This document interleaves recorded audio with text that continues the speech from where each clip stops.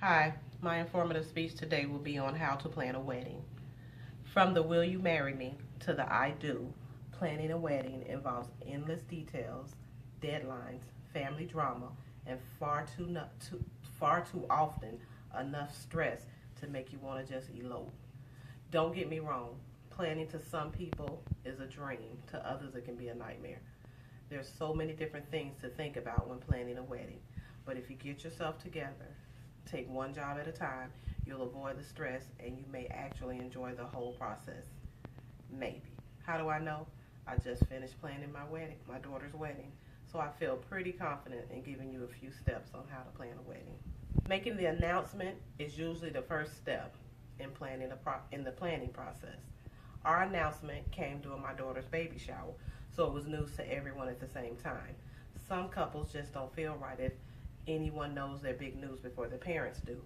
So tell both sets of parents in person. After the announcement, jump right in and start.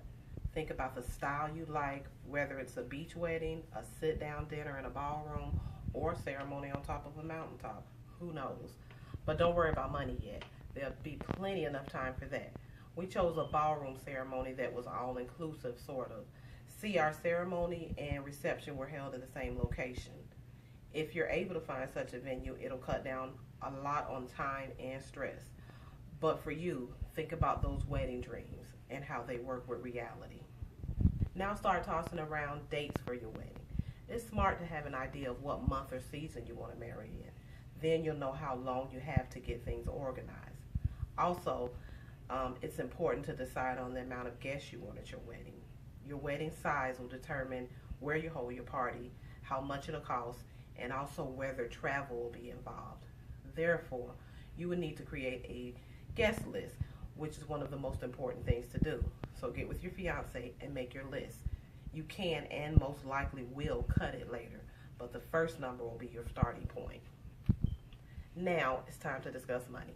We found out while planning our daughter's wedding that the bride's parents don't always have to pay for the entire bill.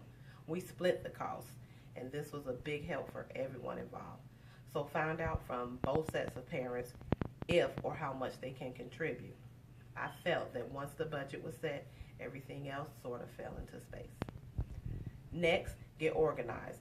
Buy a notebook, something like this, and separate it into sections for each category. My daughter also kept a folder with everything inside. Things from the venue, photographer, cuttings from magazines, etc. This way nothing got lost. A folder can help you keep all your vendors, contracts, emails, and quotes in one place. Keeping everything in one place will help later on in the planning process. It'll also make life a lot easier, believe me. And also keep a checklist. We found a sample wedding checklist online. We use this to mark off dates and so that we would know of upcoming scheduled events. Once you have an idea of what needs to be done, don't overdo yourself by trying to do everything at one time. List each job to be done, then break down how many months you have to do it all before the wedding. Then allot each month a list of jobs to do. Once you have your venue, your photographer, your dress, entertainment, and catering, the rest of the wedding will seem to take a bit more structure and it'll seem to fall in place. But it's a good idea to attend wedding showcases. There'll be all types of vendors there that can give you an excellent idea on upcoming weddings. We chose our cake and we chose our photo booth from vendors from a wedding expo. And let me tell you, no one could get enough of the cake, and the booth was a success. It was a big hit. It's very important to spend the rest of your time you have researching each supplier. Do your background work. Don't book the first person you find. Take your time. Sample what they have to offer. Look at the websites. Also check out their blogs. Go on Facebook and check out their Facebook pages. Take your time and enjoy it. Don't let the planning consume you. Far too often when planning a wedding, it's all you can think about. For us, we ate, drank, and slept wedding. If I could do it again, I would take the time and relax. try and allot yourself chunks of time to do your planning. Doing a bit here and there will just end up with you doing it every day. And lastly, don't forget, it's your day.